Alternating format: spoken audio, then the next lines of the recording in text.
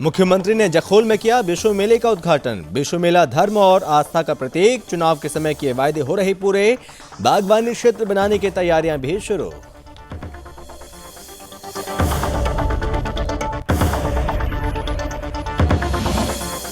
राहुल और सोनिया गांधी पर बरसे कृषि मंत्री गणेश जोशी। कांग्रेस को बताया डूबता हुआ जहाज। कांग्रेस नेता लगातार दे रहे इस्तीफा।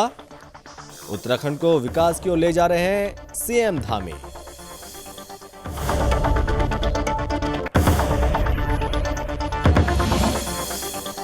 सरकारी जमीनों से अतिक्रमण हटाने की मुहिम हुई शुरू। वन विभाग ने झनकैया में बने मंदिर को तोड़ा। ग्रामीणों में दिखा भारी गुस्सा। जिला अधिकारी ने दिए जांच के आदेश।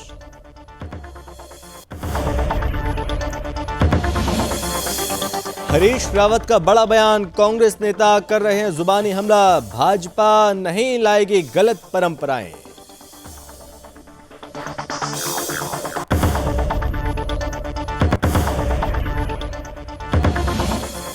हरिद्वार स्नान करने गया परिवार हादसे का शिकार। 70 मीटर गहरी खाई में गिरी कार। धुमाकोट पुलिस ने बचाई जान। कार में 4 लोग थे सवार।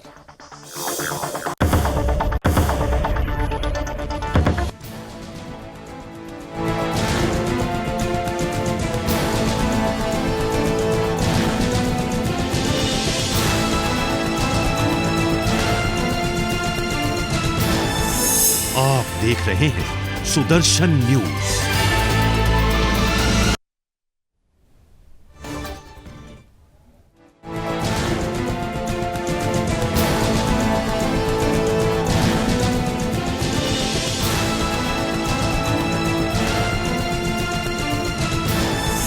आप देख रहे हैं सुदर्शन न्यूज। बहुत स्वागत है आप सभी का अपने उत्तराखंड में। मैं हूं आपके साथ संभव गुप्ता।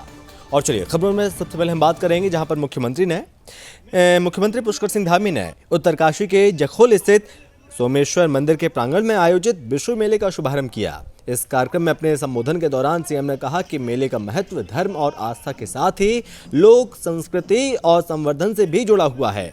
सीएम ने कहा कि प्रधानमंत्री नरेंद्र मोदी जी के नेतृत्व में देश के साथ ही उत्तराखंड का चहुमुखी विकास हो रहा है और पीएम की सोच के अनुरूप उत्तराखंड में हुए विकास कार्यों पर पुरोला की जनता ने मुहर लगाई है। तो ये बड़ी बात कही और साथ ही उन्होंने कहा कि सीएम ने इसके लिए स्थानीय जनता का आभार जताया। उन्होंने कहा कि हमारी जनता ने जो वायदे जनता से किए थे उनको पूरा किया जा रहा है और प्रदेश में समान नागरिक संहिता को लेकर एक ड्राफ्ट तैयार किया जाएगा। इसके अलावा सफाई कर्मचारियों के मानदेय बढ़ोतरी और राज्य आंदोलनकारियों के अस्पताल में मुफ्त इलाज की व्यवस्था का शासनादेश भी जारी कर दिया गया। और सीएम ने घोषणा करते हुए कहा कि पुरोला और आसपास के क्षेत्रों की बागबानी क्षेत्र घोषित करने के लिए सरकार काम करेगी।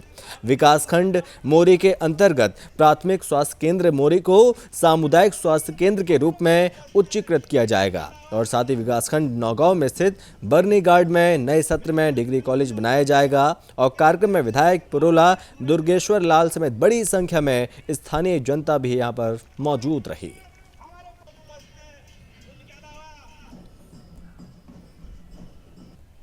मन बुद्धि और विवेक के अध्यक्ष आदरणीय सूरज रावत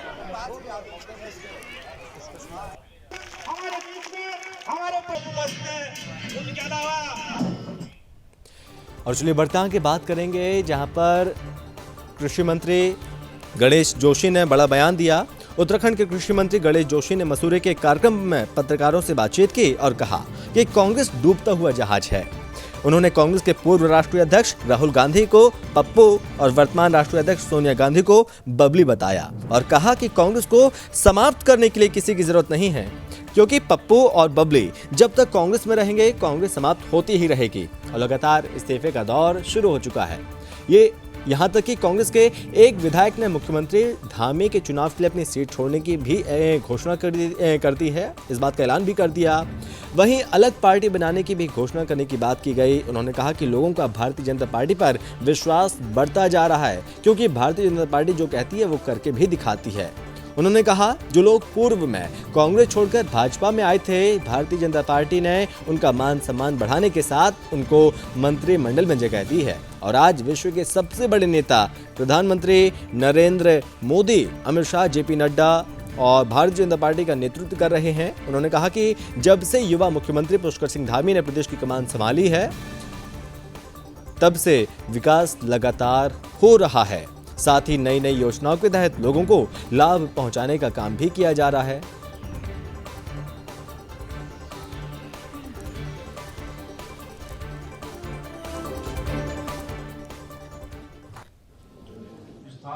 देखिए, कांग्रेस एक डूबता हुआ जहाज है। और कांग्रेस को समाप्त करने के लिए किसी की जरूरत नहीं है। कांग्रेस का पप्पू और कांग्रेस की बबली दोनों बहुत हैं। जब तक ये कांग्रेस में रहेंगे, कांग्रेस समाप्त होती रहेगी। जहां जहां ये जाते हैं, कांग्रेस समाप्त होती है।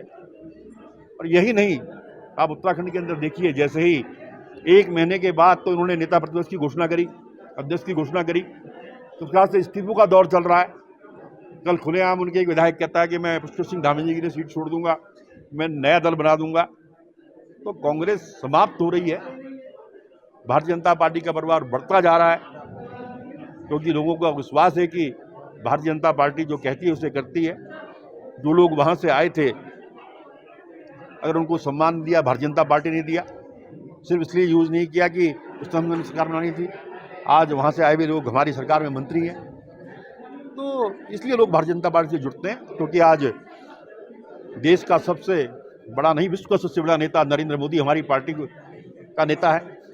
अमित शाह जी जैसे हमारे नेता हैं, नड्डा जी जैसे हमारे नेता हैं, और यहाँ की कमान पुष्कर सिंह धामी जैसे युवा ने संभाली है, जिसने 6 महीने के अंदर एक संदेश दिया है, जिसका प्रतिबंध है कि आज 47 सीटें भारतीय जनता पार्टी की यहाँ पर आई हैं। इसीलिए आज लोग कांग्रेस छोड़। और चलिए बढ़ते आगे। ऊधम सिंह नगर के खटीमा स्थित झनकैया में बने मंदिर को वन भूमि पर बताते हुए अतिक्रमण हटाने के नाम पर वन विभाग ने तोड़ दिया और मंदिर तोड़ने से नाराज ग्रामीणों ने खटीमा तहसील में प्रदर्शन किया और वन विभाग पर गलत तरीके से मंदिर तोड़ने का आरोप लगाया है। आपको बता दें कि ग्रामीणों ने मंदिर पर कैनाल की भूमि पर निर्मित बताया और ग्रामीणों की मांग पर एसडीएम ने जमीन की पैमाइश कराकर कार्रवाई की बात कह दी है। आपको बता दें कि यूपी की तर्ज पर उत्तराखंड में भी सरकारी जमीनों से अतिक्रमण हटाने की जो मुहिम है वो शुरू हो चुकी है। उसी मुहिम के तहत खटीमा में वन विभाग की टीम ने झनकैया में बने मंदिर को वन भूमि पर अतिक्रमण बताकर तोड़ दिया। वहीं मंदिर तोड़े जाने से नाराज ग्रामीणों ने जमकर हंगामा किया। वन विभाग वालों से जांच करवाऊंगा, उनसे पूछूंगा कि किस तरह ये मंदिर तोड़ा गया है। माननीय कोर्ट का आदेश ये है कि जो भी सरकारी भूमि में कोई भी धार्मिक स्थल हो, चाहे मंदिर हो, मस्जिद हो, गुरुद्वारा हो या चर्च हो, उनको तोड़ने के आदेश हैं, क्योंकि सरकारी भूमि पर बने हैं। अगर उसका पालन किया जा रहा है तो सभी ऐसे जो धार्मिक स्थल जो सरकारी भूमि में उनको तोड़ना चाहिए था। नोटिस दिया जाएगा और उनको ये मौका दिया जाएगा कि वहाँ के मंदिर का सामान को हटा लिया जाए। मैं इसमें जांच करूँगा, जांच के बाद इसमें कार्रवाई।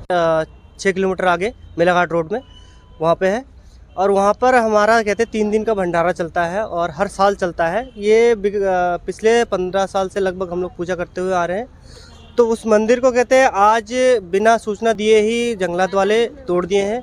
तो उसकी मांग लेकर हम यहाँ एसडीएम साहब के पास आए हैं। हम चाहते हैं कि वो जो मंदिर टूटा है वो फिर से बने और हम लोग हर साल पूजा करते हैं वहाँ वही चलते रहे। ये पक्ष उत्तराखंड में चल रही सियासी उठापटक के बीच पूर्व सीएम हरीश रावत का एक बड़ा बयान सामने आया और कांग्रेस नेताओं के द्वारा लगे आरोपों पर हरीश रावत ने कहा कि उनसे सवाल पूछना स्वाभाविक है और उत्तराखंड विधानसभा में वो पार्टी को जीत नहीं दिला पाए और इसलिए नेता उन पर जुबानी हमला कर रहे हैं। गौरतलब है कि हरीश रावत 1 दिवसीय हरिद्वार दौरे पर हैं। वीआईपी घाट पर गंगा पूजन के बाद उन्होंने दक्ष मंदिर में भगवान शिव का जलाभिषेक भी किया। आपको बता दें कि उत्तराखंड में सीएम धामी के लिए होने वाले उपचुनाव पर हरीश रावत ने कहा कि उत्तराखंड में भाजपा गलत परंपराएं नहीं लाएगी और सीएम पुष्कर सिंह धामी अपनी ही पार्टी के विधायक से इस्तीफा दिलवाकर उसी सीट से चुनाव लड़ेंगे।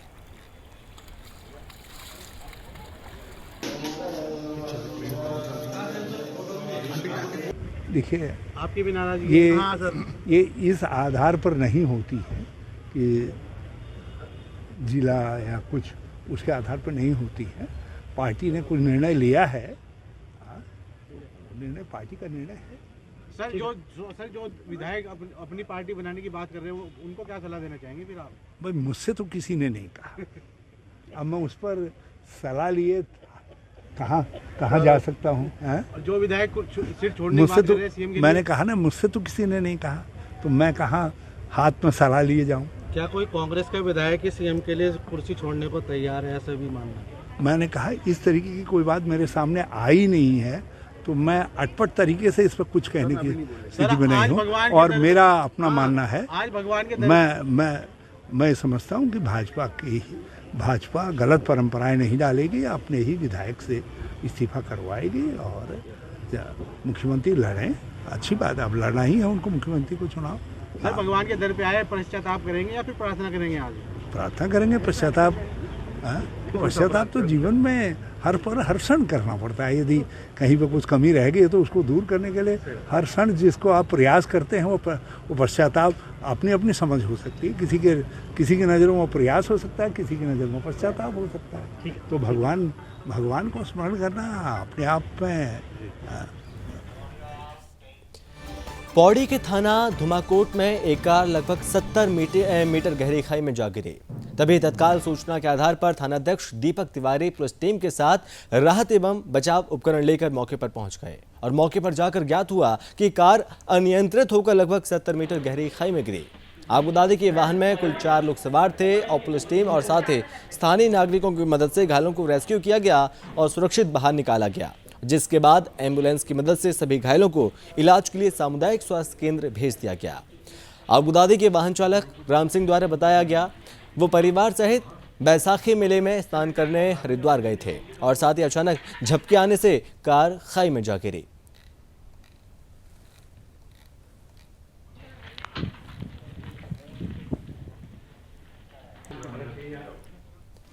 उत्तराखंड के पूर्व मुख्यमंत्री हरीश रावत धर्मनगरी हरिद्वार में 1 दिवसीय दौरे पर हैं और जहां उन्होंने सबसे पहले गंगा स्नान किया और साथ ही दक्ष प्रजापति महादेव मंदिर पहुंचकर भगवान शिव का जलाभिषेक किया, जिसके बाद सीएम ने हनुमान चालीसा का पाठ भी किया। तो वहीं दूसरी तरफ कुछ दिन पहले हुई रामनवमी के दिन कई राज्यों में आगजनी की और पथराव की घटना पर हरीश रावत ने कहा कि ये एक षड्यंत्र के तहत सोची समझी साजिश थी, क्योंकि रामनवमी एक महान दिन है और इसे सभी पूरी श्रद्धा के साथ मनाते हैं और मैं समझता हूँ कि इससे किसी की भावना को ठेस लगने का कोई सवाल ही पैदा नहीं होता, लेकिन कुछ लोगों ने इसे सुनियोजित तरीके से किया और इसलिए उनको इसका परिणाम भुगतना पड़ेगा।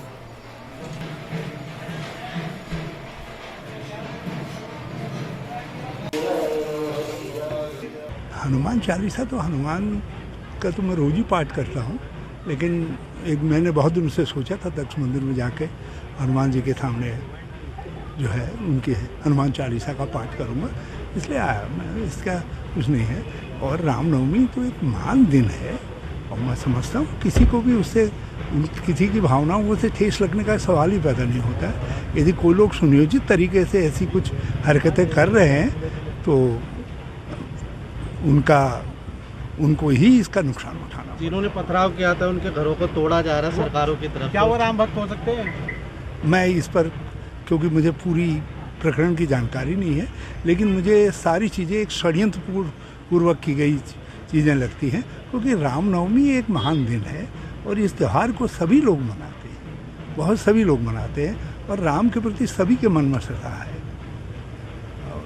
मर्यादा पुरुषोत्तम राम कहते हैं, हमारा संविधान ही अपने में मर्यादा का प्रतीक है। आज अम्बेडकर जी का जन्मदिन है, ये मर्यादाओं का संकल्प लेने का दिवस है। तो ये सब चीज़ें यदि मर्यादाएं नहीं हैं तो सब चीज़ें विखंडित हो जाएंगी। तो ये कोई षड्यंत्र पूर्वक यदि ऐसा कर रहा है तो वो किसी का हित नहीं कर रहा है। 3 मई से प्रदेश में 4 धाम यात्रा शुरू होने जा रही और साथ ही 3 मई को गंगोत्री यमुनोत्री के कपाट खुलने जा रहे हैं। तो वहीं 6 मई को भगवान केदारनाथ और 8 मई को बद्रीनाथ के कपाट खुलेंगे। यात्रा काल के दौरान जब तक बारिश नहीं होती तब तक हालात ठीक रहते हैं, मगर बारिश के शुरू होते ही हालात लगातार बिगड़ने लगते हैं और बारिश के कारण यात्रा मार्गों के बंद होने से यात्रियों के साथ साथ प्रशासन को कई परेशानियां यहां पर झेलनी पड़ती हैं। आपको बता दें कि बंद पड़े रास्तों के कारण जो यात्री हैं उन यात्रियों को सड़क पर ही दिन गुजारने पड़ते हैं। आपको बता दें कि राष्ट्रीय राजमार्ग NH 58 पर चमधाम के पास ऐसे ही हालात लगातार बने हुए हैं और ये मार्ग 2 से 3 दिनों तक बंद हो जाते हैं। मार्ग खोलने के लिए लोक निर्माण विभाग को काफ़ी मशक्कत करनी पड़ती है। इस बार भी यात्रा के दौरान लोगों को चार धाम लैंडस्लाइड जोन में दिक्कतें झेलनी पड़ सकती हैं और जिसके चलते मार्ग बंद होने पर यात्रियों को वैकल्पिक रास्तों का ही प्रयोग करना होगा। तो वहीं उप जिलाधिकारी अजय वीर सिंह ने बताया कि हाल में हुई लोक निर्माण विभाग के साथ मीटिंग में विभागीय अधिकारियों ने चमधाम लैंडस्लाइड जोन का कोई स्थायी ट्रीटमेंट वर्तमान में नहीं निकाला और साथ ही साथ चमधाम में 3 से 4 जेसीबी मशीन यात्रा काल के दौरान रखी जाएंगी ताकि मार्ग को समय रहते खोला जा सके।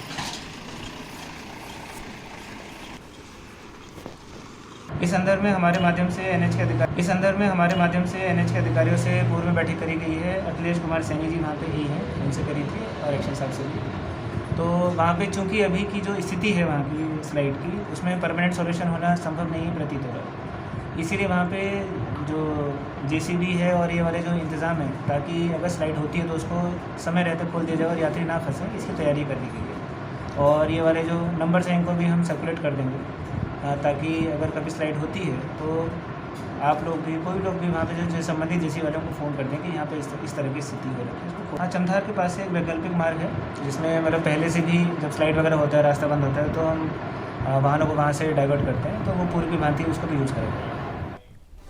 बुघानी रोड के जंगल में अचानक आग धधक उठी और साथ ही देखते आग ने आसपास के जंगल को अपने आगोश में ले लिया, जिससे लाखों की वन संपदा जलकर खाक हो गई। हैरानी की बात यह थी कि स्थानीय लोगों ने आग लगने की सूचना वन विभाग को दी, लेकिन वन अधिकारी समय पर नहीं पहुंचे। लेकिन मौके पर पहुंची फायर ब्रिगेड और स्थानीय लोगों ने जैसे तैसे आग बुझाई। आग बुझा दी कि पिछले 3 महीने से बुघानी रोड पर चिरान कर स्लीपर यहाँ पर रखी थी और जिसको हटाने के लिए कई बार स्थानीय लोगों ने वन विभाग से अपील भी की थी, लेकिन वन विभाग ने स्लीपर को नहीं हटाया, जिस कारण वन अग्नि के दौरान बड़ी संख्या में स्लीपर जलकर राख हो गए। और आपको बता दें कि वन विभाग और लाखों रुपए की चपत यहाँ पर अब तक लग चुकी है। तो वन विभाग को यहाँ पर लगातार चपत लग रही है, काफ़ी ज़्यादा नुकसान भी हुआ और बुघानी रोड के जंगल में यह आग की तस्वीरें आप टीवी स्क्रीन पर देख सकते हैं।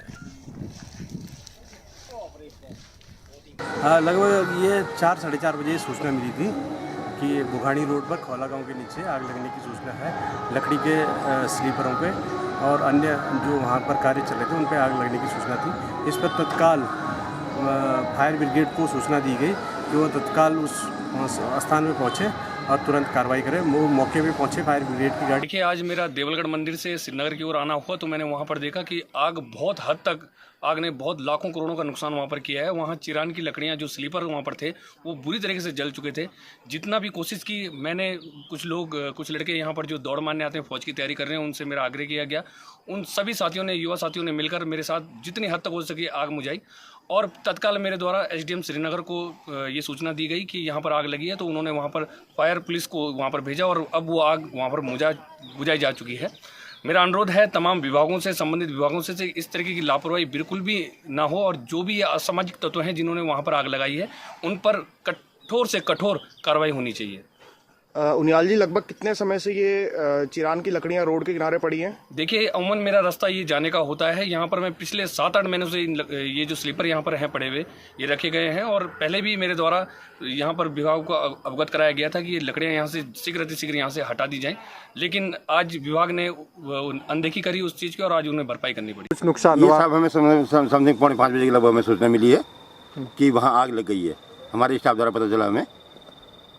कितने घंटे में आग पर काबू पाया गया? 2-3 घंटे में लगे होंगे साहब। कितना नुकसान हुआ? नुकसान साहब करीब 5-7 किलोमीटर माल जल गया था। विकासखंड पाबो से बहने वाली पश्चिमी नदी में उस वक्त हड़कंप मच गया जब कुछ लोगों ने नया नदी में एक शव को तैरते हुए देखा और जिसके बाद आसपास के लोगों द्वारा शव को नदी से बाहर निकाला गया, मगर तब तक व्यक्ति की मौत हो चुकी थी। पुलिस से मिली जानकारी के मुताबिक मृतक विशुराज पंडित है, जो नेपाल का मूल निवासी है और साथ ही वर्तमान में पाबो की एक सब्जी की दुकान पर काम करता था। चौकी प्रभारी पाबो सूरज शर्मा ने बताया कि 112 हेल्पलाइन नंबर से मिली सूचना के आधार पर पुलिस मौके पर पहुंची और पुलिस द्वारा शव की शिनाख्त की गई। उन्होंने बताया कि शव का पंचनामा किया जा रहा है, जिसके बाद अग्रिम कार्रवाई की जाएगी। पुलिस ने आशंका जाहिर की कि युवक की मौत डूबने से हुई है और बाकी जांच के बाद ही मौत का स्पष्ट कारण पता चल पाएगा।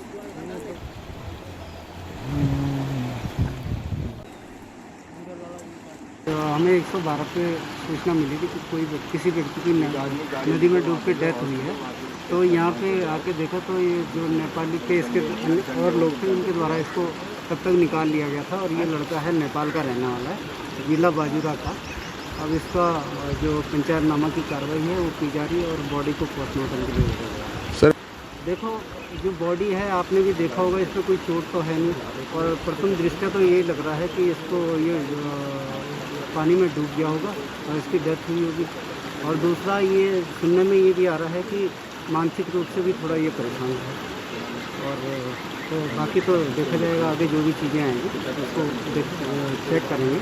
जब पंचायतनामे की जांच होगी तो उसमें भी चीज़ें क्लियर है।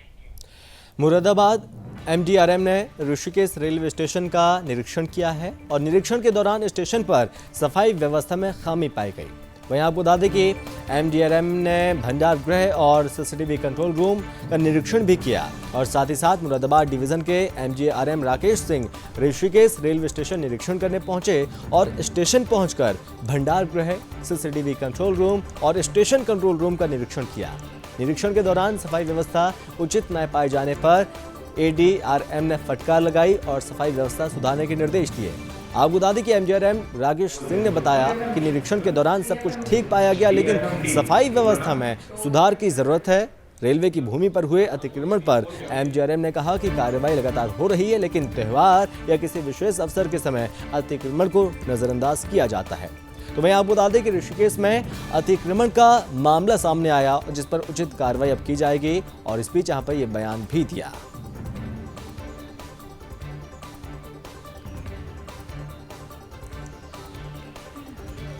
दे दिए हैं, बाकी सेफ्टी रिलेटेड जो इनकी चीज़ें थी वो ठीक इनकी हैं और अपने इक्विपमेंट भी ये थोड़े से अपना ठीक मेंटेन किए हुए हैं। और जो भी कुंभ के बाद जो कुछ अपने इनएक्टिव प्लेस रह गए हैं उनको मैंने उचित उसका उपयोग करने के लिए इनको दिशा निर्देश दिए हैं। क्योंकि यहाँ पे ट्रेन उतनी ज़्यादा नहीं है, लेकिन हो सकता है भविष्य में फिर से कभी कुंभ का हुआ तो ट्रेन यहाँ पे आगमन का हो सकता है। तो उससे संबंधित जो हमारे SS महोदय हैं उनको उस संबंध में दिशा निर्देश। रेलवे में अभी जो भी पैसेंजर्स के लिए हम यहाँ पर फैसिलिटीज़ जो हमारे वेटिंग रूम्स हैं, स्पेस तो सफिशिएंट है, लेकिन अगर भविष्य में अगर ऐसा लगता है कि ज़्यादा यहाँ से कुछ नई ट्रेनें अगर बढ़ाई जाती हैं तो हमारे पास जगह उपलब्ध है, उनको पुनः डेवलप किया जाएगा। और कोविड भी हमारा धीरे धीरे अब एंड पे आ रहा है, तो जो हमारी हो सकता है ट्रेनों को भविष्य में और भी यहाँ मात्रा में बढ़ाई जाए। पैसेंजर ट्रेन जैसे बंद चल रही हैं, अभी चूँकि हमें मुख्यालय और रेलवे बोर्ड की तरफ से इस संबंध में कोई भी दिशा निर्देश प्राप्त नहीं हुए हैं, लेकिन ये हो सकता है, संभावना है कि भविष्य में यहाँ से जो हमारी पैसेंजर ट्रेन्स हैं, ताकि हमारे जो दैनिक यात्री हैं हरिद्वार जाना है या इधर जाना कहीं आसपास, उनको दिक्कत। नैनीताल जिला अधिकारी कैंप कार्यालय में रेलवे के अधिकारी एवं जिला प्रशासन के साथ रेलवे भूमि से अतिक्रमण हटाने के लिए जिलाधिकारी धीरज सिंह गर्ब्याल की अध्यक्षता में एक अहम बैठक हुई। इस बैठक में जिलाधिकारी ने कहा कि रेलवे की भूमि से अतिक्रमण हटाने के लिए रेलवे तिथि निर्धारित करे और ताकि अतिक्रमण हटाने के लिए आवश्यक व्यवस्था की तैयारी की जा सके।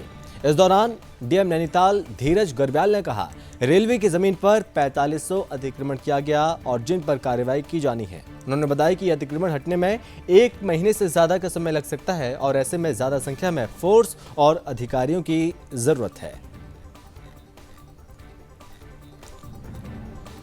इसमें रेलवे के कर्मचारियों के साथ, रेलवे अथॉरिटीज़ के साथ हमारी मीटिंग थी, जिसमें SSP और सारे हमारे मजिस्ट्रेट वगैरह हैं। तो उसमें जो असेसमेंट हमारा है उस हिसाब से हम लोगों ने बता दिया रेलवे को कि जब भी आप लोगों को अतिक्रमण हटाना है तो अपने हिसाब से वो डेट हमें बता दें। लेकिन उससे पहले जितने भी फोर्स यहाँ पे लगेगी उनके रहने की व्यवस्था, जैसे चाहे पैरामिलिट्री फोर्स आए या PSC आए, तो उन लोगों की रहने की व्यवस्था जहाँ वो लोग रहेंगे तो वहाँ पे टॉयलेट्स, बाथरूम, इन सारी चीज़ों की व्यवस्था उन लोगों को करनी पड़ेगी। और जितने ऑफिसर्स यहाँ पे तैनात रहेंगे तो उनके रहने की व्यवस्था भी करनी पड़ेगी, क्योंकि हमारे पास इतने गेस्ट हाउसेस तो है नहीं। तो अभी हम लोगों ने एक असेसमेंट करके उनको एक एस्टिमेट हम लोग दे देंगे कल तक, और किन किन जगहों पर हमारी फोर्स रहेगी वो उन जगहों पे उनको बता देंगे कहाँ पे इन लोगों ने व्यवस्थाएं करनी है जी।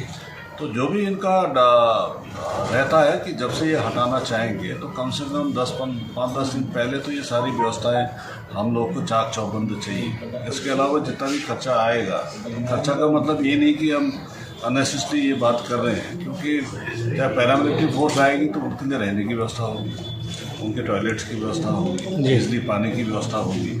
जब वो लोग रहेंगे, जब अतिक्रमण हटेगा तो मिनिमम 1-1.5 महीने भी लगेंगे। तो ऐसे समय में सारी व्यवस्थाएं जब तक हम लोग उन लोगों को नहीं देंगे तब तक ये अतिक्रमण हटाया जाना भी। हल्द्वानी में पुलिस ने सेक्स रैकेट का भंडाफोड़ किया है। आपको बता दें कि यहां पर 8 लोगों को गिरफ्तार किया गया और देर रात मुखानी थाना क्षेत्र के लाल ढाट में चल रहे सेक्स रैकेट में 4 महिलाएं 4 पुरुष जो कि शामिल हैं। ये सेक्स रैकेट चला रहे लोग दिल्ली, असम और पश्चिम बंगाल के हैं। शहर में पिछले कई दिनों से सेक्स रैकेट चलने की सूचना एंटी ह्यूमन ट्रैफिकिंग सेल को लगातार मिल रही थी और पूरे मामले का खुलासा करते हुए सीओ ट्रैफिक विभा दीक्षित ने बताया, एक किराए के मकान में सेक्स रैकेट चलाया जा रहा था और इसे कोलकाता और असम के दंपति चला रहे थे। पुलिस ने महिला सरगना के पति अनरुल शेख के साथ साथ असम की महिला के पति अली हैदर को गिरफ्तार किया और पूछताछ में सामने आया कि पकड़ी गई एक महिला ज्यादा धनराशि के झांसे में फंसकर कोलकाता से हल्द्वानी पहुंच गई थी। एक युवती दिल्ली की रहने वाली है और पुलिस ने काठगोदाम नई बस्ती क्षेत्र के रहने वाले 2 ग्राहकों को भी गिरफ्तार किया है। इसमें बेसिकली 8 लोग हैं, 4 पुरुष हैं और 4 महिलाएं हैं और ये अलग अलग स्टेट से हैं, कुछ दिल्ली के हैं, कुछ बंगाल के हैं। कब से ये इन्फॉर्मेशन थी, कैसे एक्शन जैसे पुलिस आगे इस पे हमारी जो पूरी टीम है एंटी ह्यूमन की एसओजी है वो काफ़ी टाइम से वर्क कर रही थी कि कुछ हमें मिल जाए, क्लू मिल जाए। आज हमें कहीं से इन्फॉर्मेशन मिली तो उसके बेसिस पे टीम ने एक्ट करा और इसको पकड़ा। ये किसी घर से पकड़ा है या प्रोफेशनली क्या किस तरीके घर से पकड़ा गया है। ये कितने लंबे समय से यहाँ हल्द्वानी में रह रहे थे, कहाँ के लोग हैं? ये तो मैंने आपको बता दिया कि अलग अलग जगह से आ रखे हैं यहाँ पे। कितने लंबे समय से रह रहे थे इसका तो भी जांच होगी तभी पता चल पाएगा कि कितने टाइम से यहाँ पे रहते थे। उनके तार और जगह भी जुड़े हुए क्या यहाँ आसपास हल्द्वानी में मौजूद हैं? नहीं, अभी तक जितना हमें पता चला उससे तो बाकी का भी हमें नहीं पता है कि कहाँ का तार जुड़े हुए हैं। और चलिए इसी के साथ अपने उत्तराखंड में बस इतना ही। आप बने रहिए सुदर्शन न्यूज के साथ। जय हिंद।